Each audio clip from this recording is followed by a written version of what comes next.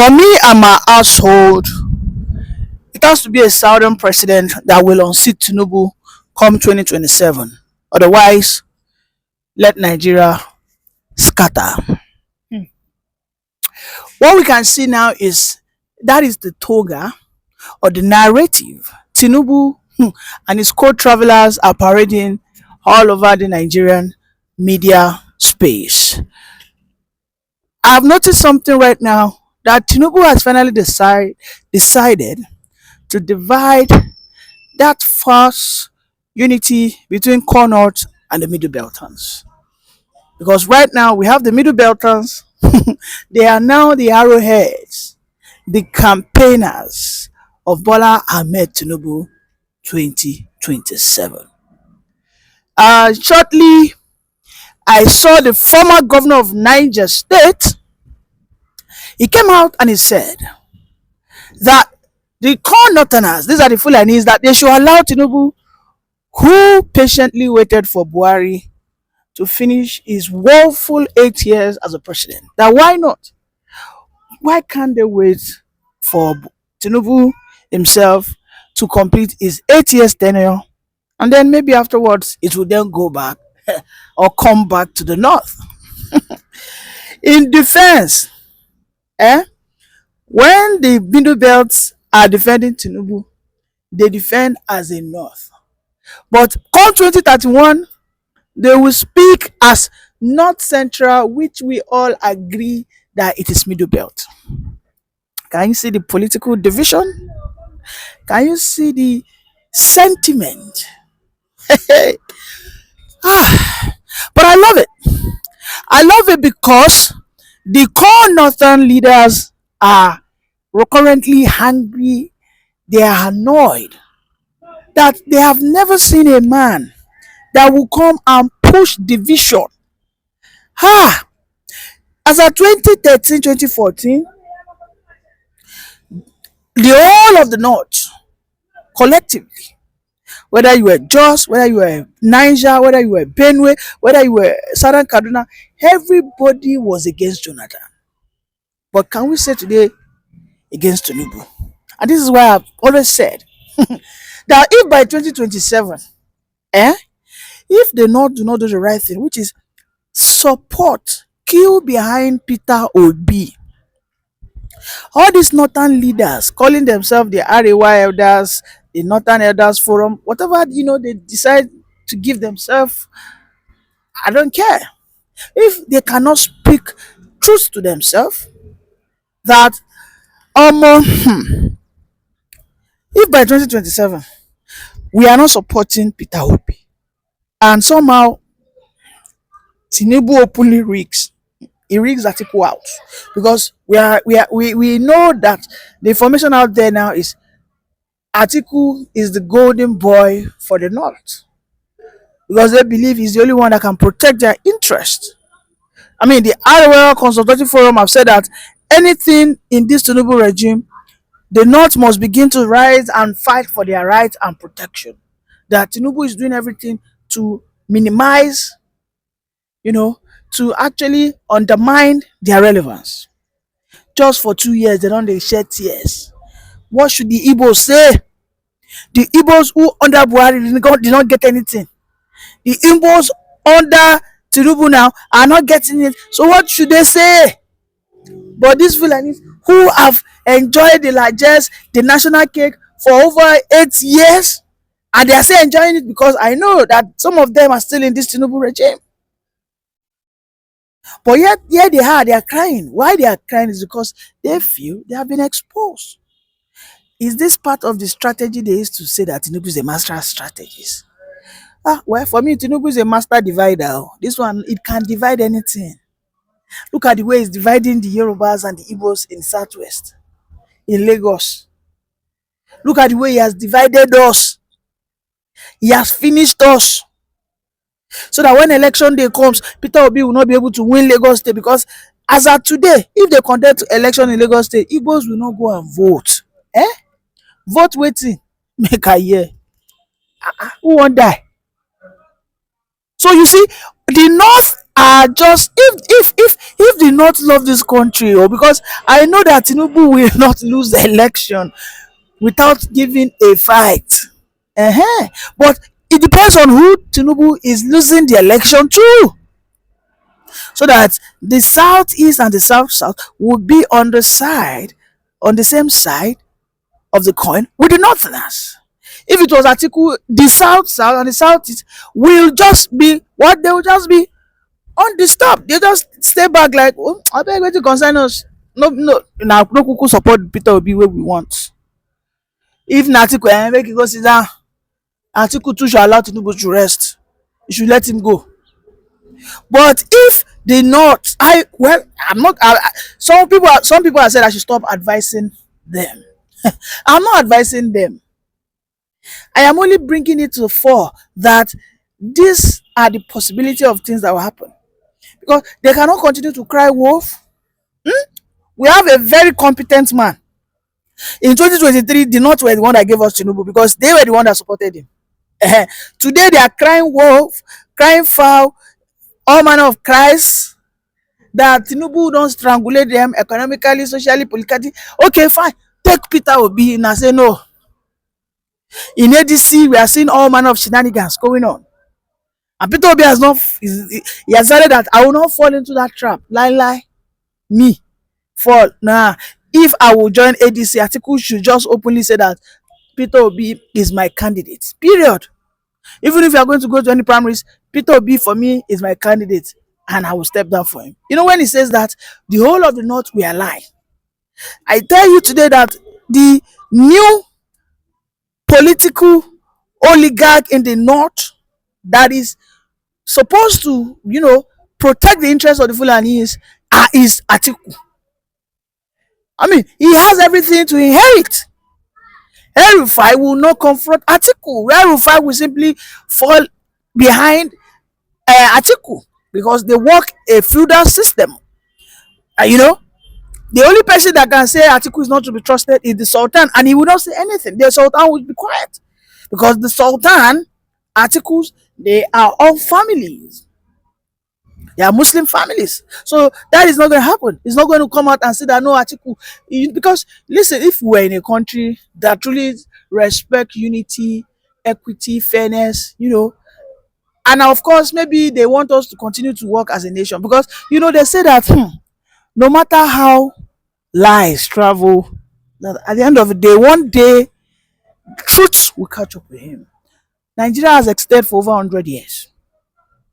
This forced marriage, this unholy marriage that Lord Lugard forcefully joined us in 1914 has exceeded 100 years. And I'm perceiving that moment that we will have that divorce is just by the corner. I can see the presence of that. I can perceive it. Otherwise, the North will just jejely say, since 1960, in fact, now we don't rule pass, so, right? Okay, Obi man, let us support him, but you do for it. But they will not. So I am so confident that they will not. I know we're going to have a 3-horse man race in 2027. I am telling you, because Atiku will not step down. If Atiku wants to step down, it doesn't take him more than just a tweet. I'm out. And Obi will understand that even if I lose Lagos, I will win Kano. Obi will understand that even if I lose Ogun State, I will win Kaduna. Obi will understand that even if I lose Oyo, I will win Adamawa. That's it. But they will not. And these are the things that Tinubu understand. Okay, so you can see now that the part of the North that is now talking to those Fulani leaders that, hey, maybe we allow Buhari to govern us for 8 years. Even those 8 years were horrible, awful, poor. Nigerians became. Let us allow this man. Let him go. That's the division there. The house is now divided. Serious bege. Serious kasala. They know that if 2027 Tinubu wins, Tinubu will cement everything. He will just easy peasy hand over the power to the middle belt. That is why you can see right now they are what? Fighting for their own right. Let us ensure we do everything. Let us remove ourselves from those Kaduna, Kano, Zamfara, Sokoto, Bauchi, Borno. Let us remove ourselves. We are just about 5 or 6, Abi. Niger, Kwara, Benue, Plateau, Nasarawa. Let us work hand in hand with Tinubu. If you look at those states, the only state that is not APC is Plateau. Every other one is APC. And they are all singing the praises of Tinubu. Middle belt, you can see they are not, usually they don't go separate ways from the Fulani northern state. They don't. But you can see in this 2027 now, towards that, they are speaking their own language separately. You have to just calm down and take a look at it. Can't you see they are speaking different language? They are not saying that, the North are hungry. No, they are saying that the North should calm down for Tinubu. You can see that the one even pouring the cold water. After all, am I not your brother? Am I not a northerner? Wait now, let us allow this man to go. By 2027, if Tinubu wins, by 2031, they will change their voice. They will not call themselves not again. Though. They will start telling Tinubu, Tinubu middle belt stood for you.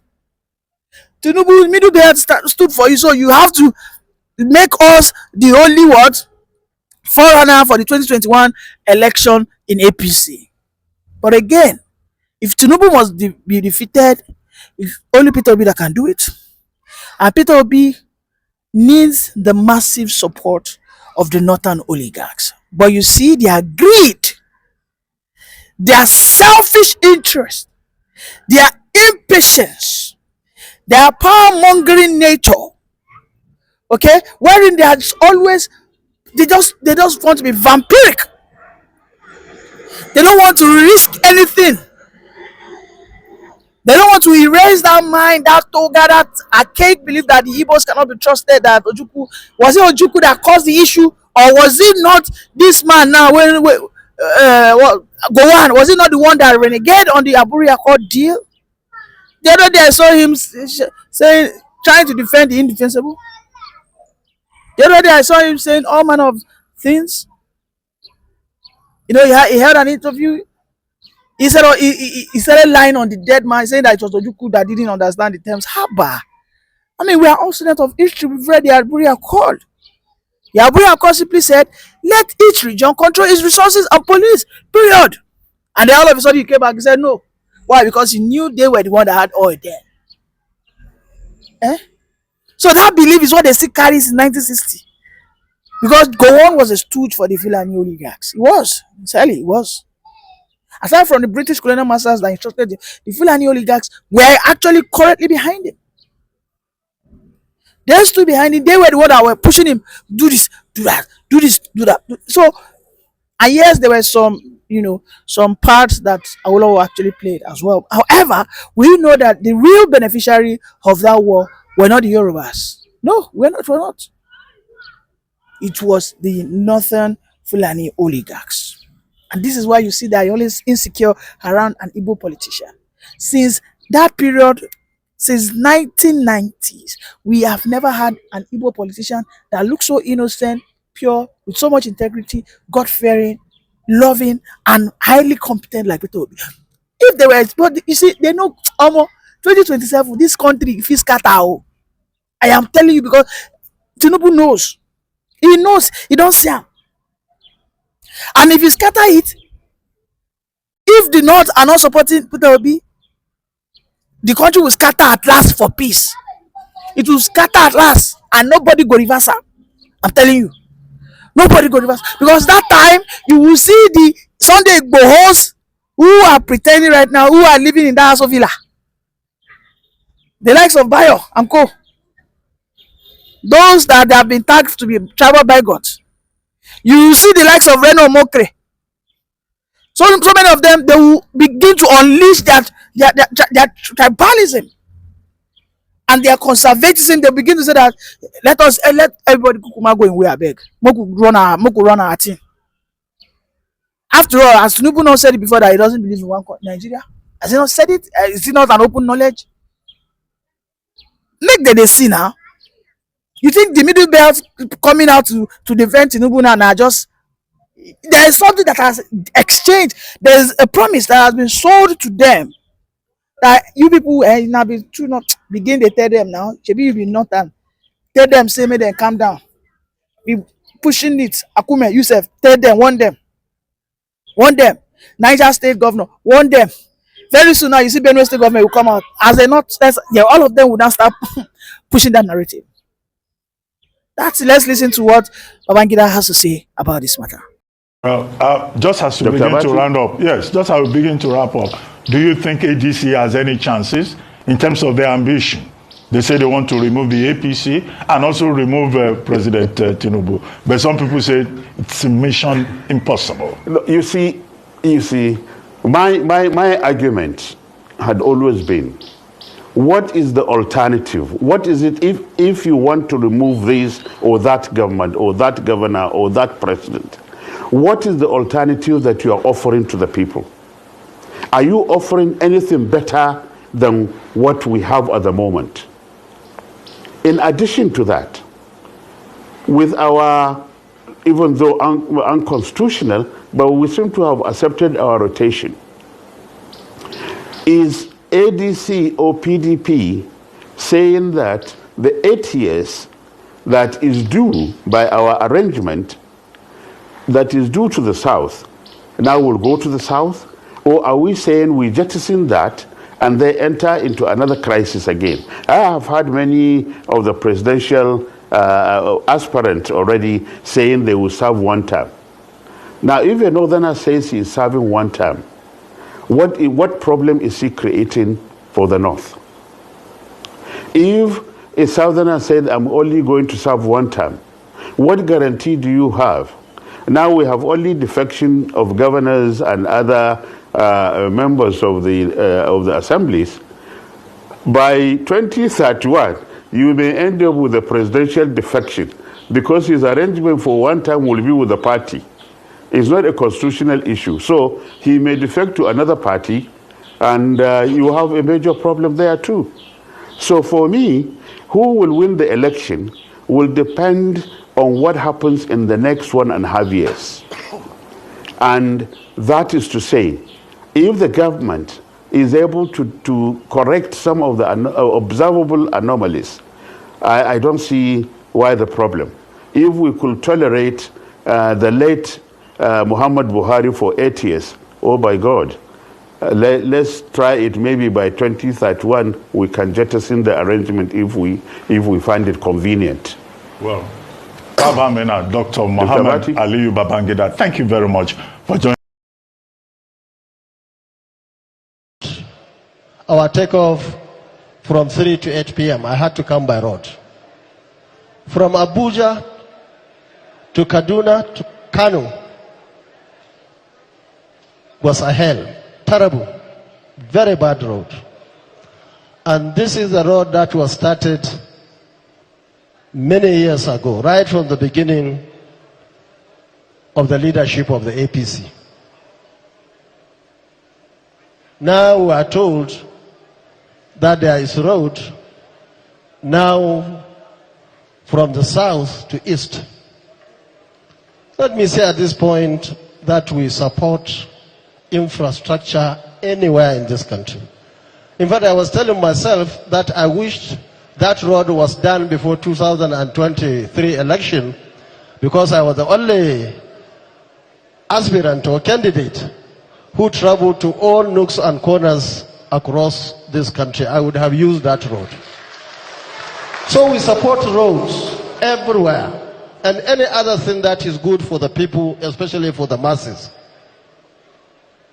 But a situation where government is taking our resources and dumping it in what part of the country,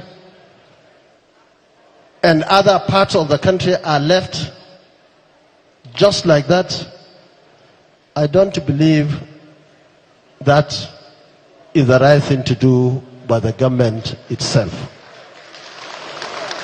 And this is the time for the government to change, to convince our people that the government is not just on one side of the country. Once again, Your Excellency the Governor, distinguished ladies and gentlemen, I hope all those who have got one thing or the other to add to this committee work should do it between now and Saturday,